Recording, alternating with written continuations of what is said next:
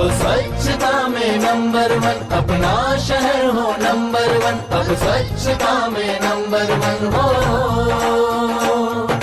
स्वच्छता में number one, अपना शहर हो नंबर वन, अब स्वच्छता में नंबर वन हो। आओ सौ साथे मળી प्लास्टिक मुक्त थानगढ़ बनावीए। प्लास्टिक हटावो, गौवंश बचावो। मारी वहाली बहनों, अपनी जीवन जरूरियात वस्तुनी खरीदी करवा माटे प्लास्टिकना जबलानी जग्याए कापड़नी थैलीनो ज उपयोग करिए।